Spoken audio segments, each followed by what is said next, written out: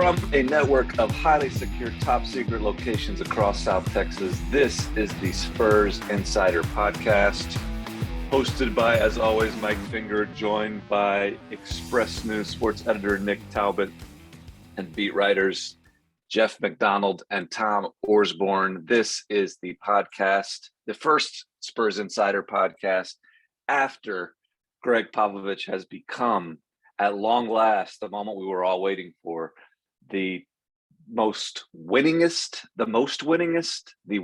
coach in regular season NBA history.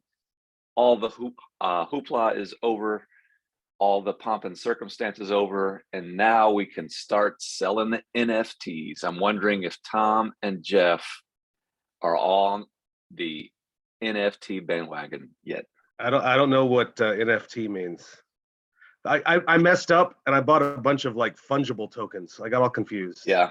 They told me non-fungible tokens, but mine are all fungible. I don't know what I did. May all our tokens be fungible. I think that's a good sentiment. It's for a good cause. I think it's funny that Greg Popovich, of all people, is selling NFTs for this record. It's great. It's for the food bank, but I'm not sure if Greg Popovich or Tom Orsborn or Mike Finger could sit here and explain what an NFT is. But good cause, good moment, all that stuff. What were you guys' impression of the big night and finally having this record that we've been talking about for months and years behind us?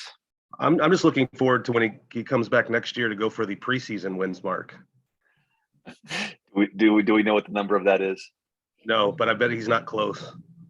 Yeah, because they lose a lot of preseason games. But anyway, it was a fun night, and it was fun to finally see Pop open up about it, because leading up to the big night, there were several chances to tie that Spurs lost, and there were a couple chances to break the record that the Spurs lost. So he was getting a lot of questions at pregame media sessions leading up to that, and he doesn't really know what to say as the record is approaching. He feels kind of ridiculous about it, a little embarrassed by the attention, but once he finally broke it, it was nice to see him kind of open up and talk about all the people that made the record possible for him and what it means to him and what it doesn't mean to him and who it belongs to, which is, he says, the whole city.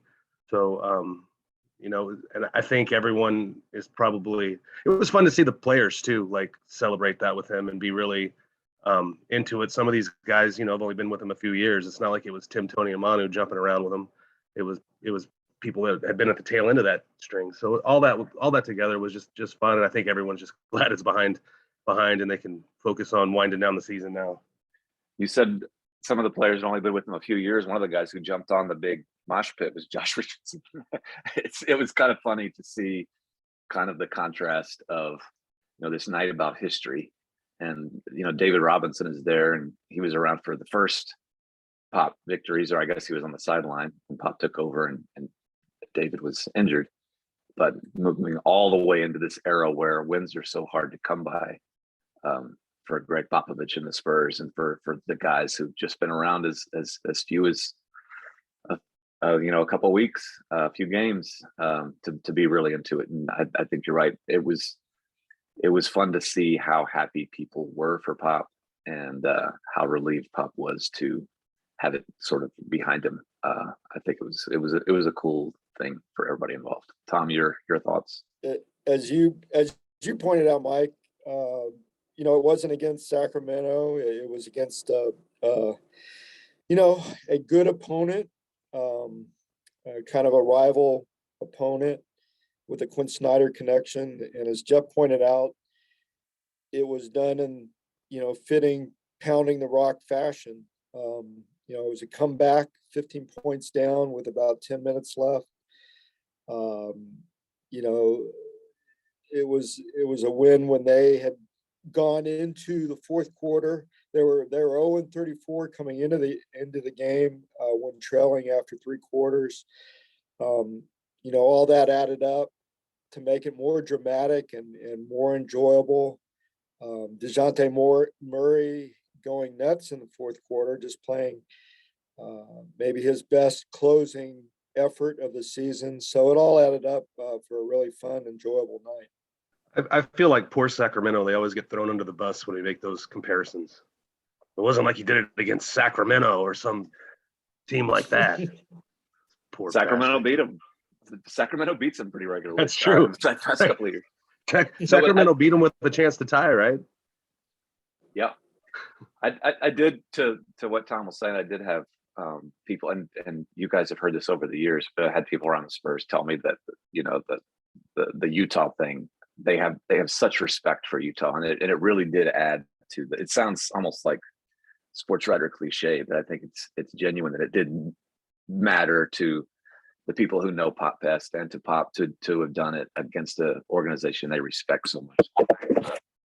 The Jerry Sloan days, that was the organization that Pop and RC kind of modeled San Antonio after. Utah hadn't won championships, but they were another small market club who kind of did things in the Spurs' eyes the right way. And now with Quinn Snyder, a guy who kind of rehabilitated his image and restarted his coaching career with the Spurs in Austin.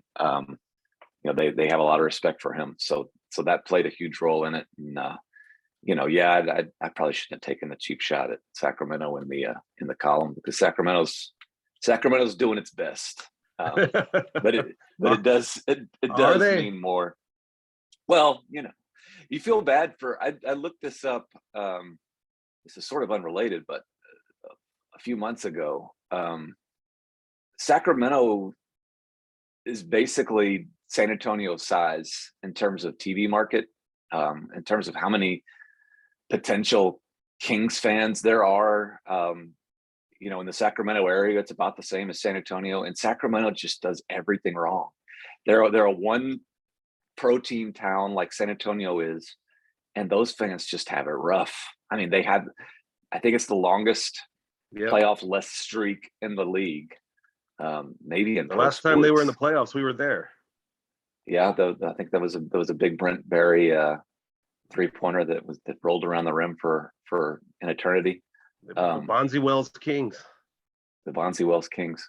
But it just goes to show you kind of again how fortunate Spurs fans, basketball fans in San Antonio are. I mean, the Sacramento's just been miserable for a long time, and they've been in the lottery over and over and over again. We can talk about this later. The Spurs, their upcoming lottery pick, but that Pop pointed it out that this team and this record and all this success, the city has shared in it, and I think that again in a season in which there has been a lot of losing and not a lot to celebrate, it was kind of neat, cool to have that night for everybody that's sharing.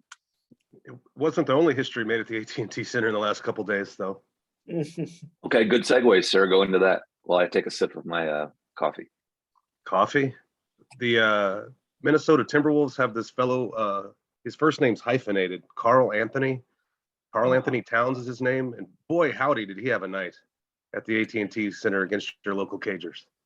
He scored 34 points, but in the third quarter, finished with 60, which is more than any player who has ever played in that building has scored. So fans were treated to an unexpected night of history that night. I don't know if they liked it or not. At some point, you just kind of sat back and watched this thing unfold, and you couldn't even be mad. You couldn't even if you're a Spurs fan, you just kind of have to tip your hat and be kind of amazed at the show that the hyphenated wonder was putting on in front of the home crowd there. There's been a lot of those performances around the league lately. I'm not sure what's causing it, but we've seen a lot of big scoring nights, and that was definitely one of them. How do you think that, having been in the building for the previous record setter, I believe that was one Kyrie Irving, do you still have memories of that night and how it might have compared to Karl Anthony Towns' outburst? That one was interesting because that was 2015. Like the Spurs were, I think, the defending champions then. Like they were playing for something. They were a good team. They were a team that thought it was a championship team, and I believe Cleveland was, thought it was a playoff team at that time. I can't remember. I get confused, but it was different in that Well, Cleveland went to like every finals from 2015 to 2019, so they were. it was different. They were, the Spurs were trying to win the game there. Not that they weren't trying to win the other night, but it was an important game to win. And it was an overtime game. It was back and forth and it was close. And Kyrie just kept pulling shots out of his butt. I remember like basically a back-breaking three just right over Danny Green. So I don't know. I think there was more exasperation in the crowd that night than there was the other night when Karl Anthony Towns was going nuts because, that was a close game until like the final 4 minutes of the third quarter. And then Karl Anthony Towns scored 19 points in the final 4 minutes of the third quarter, 4.5 minutes, and put that thing out of reach. And then so the fourth quarter, it almost became, can he break his own record? And then he got in foul trouble. And then it looked like he wasn't going to come back in and he was going to be stuck on 50. He had 56 points after three quarters. Looked like he's going to be stuck on 56, but they put him in and said, quote, F it, go get 60. So that's what he did. And that's a direct quote from the Timberwolves, not Jeff being vulgar, right? I mean, it could be both. No, that's what Chris Finch told him. Yeah. F it, go get 60. Yeah. And I think that's about what I expected Jeff to say. I mean, the other night it was kind of just the Karl Anthony Towns show. We're back, and it's another sign of how things have changed this season, the past few seasons for the Spurs. Because the Kyrie thing, I'd forgotten it was overtime, but it was a hard fought game that the Spurs were trying to win, like they were trying to win all their games. And I'm sure, and yes, they're still trying to win now, but kind of in a different way. There's not that urgency. The urgency during the Pop game, I will admit, came from the local columnist of the Dead Tree newspaper, who was thinking, man, who never roots for one outcome or another, but was thinking, if they don't win this game, I'm going to have to come back every night for a week to write about this stupid record. So when that comeback happened, the local columnist can admit he was relieved that happened on Friday, so he did not have to return on Saturday and possibly Monday, possibly Wednesday, to keep up this record watch. Well, I've been threatening the Spurs PR people that every game Pop ends from here on out, I'm going to ask about him breaking his own record, and they can go through it all over again. That would be pretty good. Let's continue to sell the NFTs. See, we could do NFT a special for section every time he 1337. wins a game now. Yeah. But how about that though? Just we've talked about this before, but you mentioned that the Karl Anthony Towns night, the Spurs fans aren't necessarily exasperated that the team is losing. What is kind of the overall state of I don't know, the mentality of the local Cagers? What are they playing for right now? What are you looking for as you cover the last month of this season? I mean, they still have a decent enough shot to get that 10th spot and get a play-in game, and I think the players want that really badly. If you're just talking about the players, my thought of it is you just do what you do.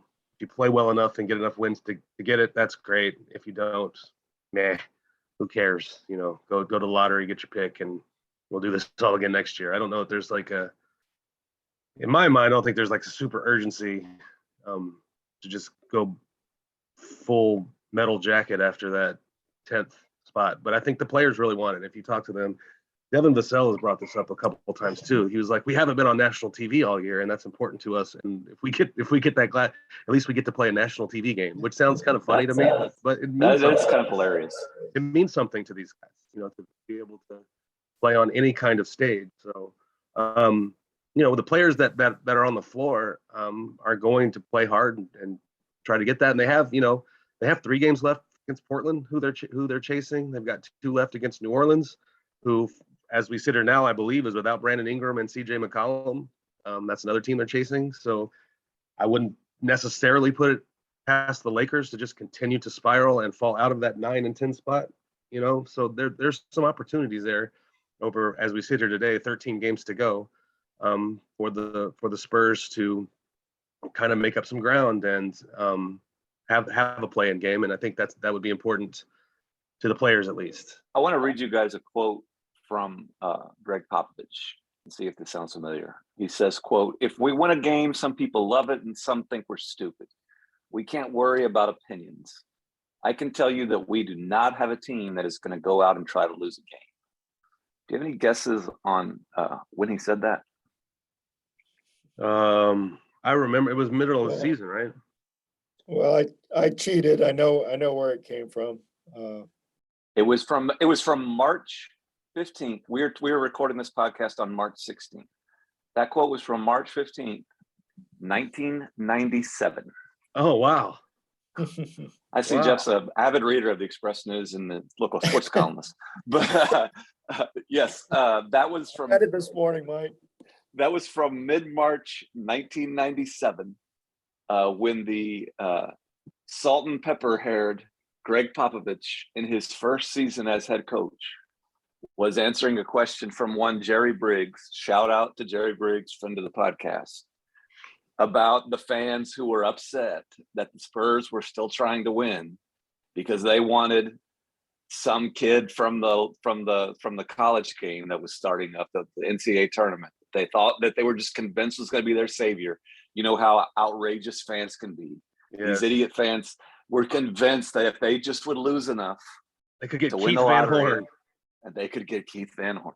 No, it was about Duncan. And so I just thought it was, I see where you're thought going it now. was funny that 25 years ago, Greg Popovich, the future record breaker, was answering questions about whether his team should try to win or lose. And his opinion back then is, of course, the team's going to try to win.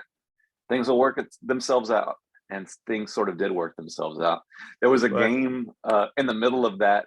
I think that the game that Jerry Briggs was advancing in the Express News way back in 1997 was a showdown against the Boston Celtics, who were also really hoping to end up with Tim Duncan. And the Spurs actually won that game. The Spurs beat the Celtics in mid-March of 1997, and that was considered a coup for Boston and a blow to the Spurs because it was hurting the Spurs lottery chances, helping the Celtics. The lottery balls bounced the right way, and the local Cagers ended up with the franchise chasing Tim Duncan. But we're kind of in the same position now. That I think, like Jeff was saying, that the team wants to win, the players want to win. That's healthy. Pop is usually going to coach to win, but I think there can be subtle things like if a guy's sort of injured, if DeJounte Murray played a bunch, had a huge game against the Jazz to break the record, go ahead and get everybody the night off the next night. Don't worry about beating the Pacers. They played with 8 guys in that Pacers game, or 9 guys, winning with 9 guys, but lost 2 in the middle of the game, so finished with 7, got blowed out. And see, there are shades of gray of this. If the team is outright tanking, they'd find more reasons to sit guys. If the team was really trying, if the whole goal of the organization was to catch New Orleans for the 10th spot, they wouldn't have sat. So you kind of play it down the middle, and I think they're doing it the right way. You have to learn how to win. It's a good sign if some of these guys play well and do win some of these games, but you don't go all out for the 10th spot. There's just no real sense in that because there's no upside there. It has been funny to see guys listed out with congestion. That's if I think all 3 of us would be out for a long time. What they don't tell you is it's traffic congestion. Yeah, that's true. Just can't get to the Who game. was for you guys who are at the shoot arounds all the time? Didn't somebody, was it Lonnie or Doug McDermott, who was talking about how terrible the virus was that they had? Not the coronavirus, not the COVID, but the bug that was going around. Lonnie Walker, yeah. And young Lonnie would not dare lie to us about the severity of his symptoms. I think they did have an actual flu bug going around that was affecting people. But the congestion is funny. Going back to that Jerry Briggs story from 1997, I wonder if you could have, back in 1997, if you could have found it on expressnews.com or the Spurs Nation newsletter. So that's an advantage to the times that we're living in. That's the one advantage. So much about 1997 was so much better than 2022. But now listeners of this podcast can go to expressnews.com and subscribe to the Spurs Nation newsletter and have all this stuff delivered right into your inbox. And so, yeah, that's the one thing that's good about 2022. And why not take advantage of it, listeners? Go ahead and do it. And thank you for the segue, Jeff McDonald. I'm all about segues today. Anything else that we've missed in this not quite weekly? No, I think it's time to say podcast? something mopey and optimistic, or dopey and optimistic, and get us out of here. Are you sure? Is there? I told you they played Portland 3 times. They played New Orleans a couple times. They got Oklahoma City left. They got Houston left. Like, Pop's going to put this record way out of reach. Okay, so that's interesting.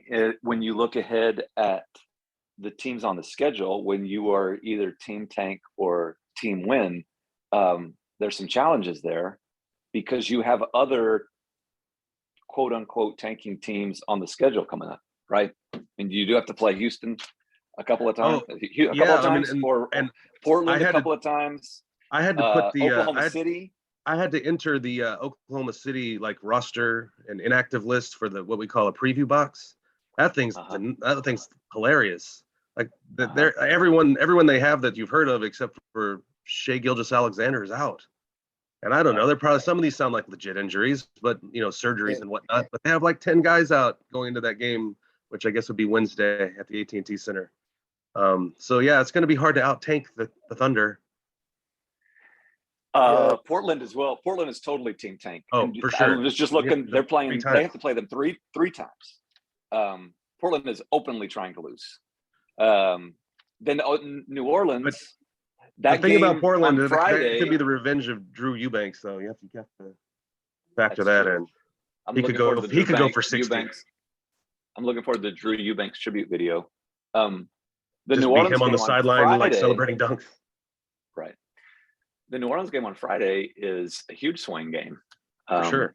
If you lose that game, you could probably feel pretty comfortable about being in the lottery. If you win that game, that makes a difference in that quote unquote race for the 10th spot. Well, so here's the other thing. Even if you get the 10th spot, you're probably going to dump in the lottery. Right. But I think that, and you guys, I know your coverage of the local Cagers is so complete, so immersive, so comprehensive that there's no way from soup to nuts. There's no way you're watching any college basketball. I mean, how would you possibly have time? Why would you care? The NCAA tournament is starting this week, and I'm telling you, I like a lot of guys in this draft. I think it's going to be. I'm no scout. I'm no Brian Wright, RC Buford.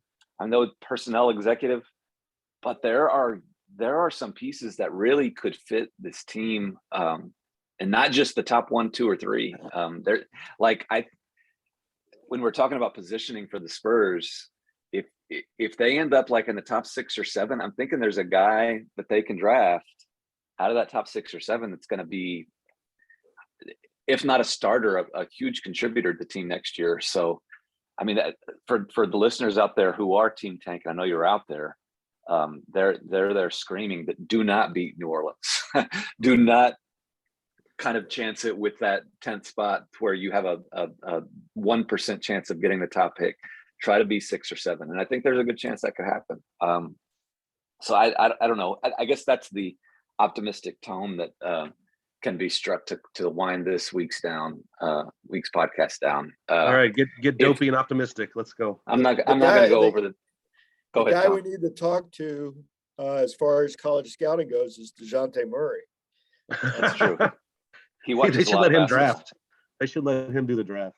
So anyway, as the season winds down, we have the 4 weeks left in the season. You can spend each night watching the local Cagers, celebrating the breakthroughs of the youngsters such as Lonnie Walker and Josh Primo and Devin Vassell and on down the line. And if they learn how to win, that can pay off for the future of the Spurs. If they do not, then you're going to end up with one of many attractive possibilities in the top 10 of this draft.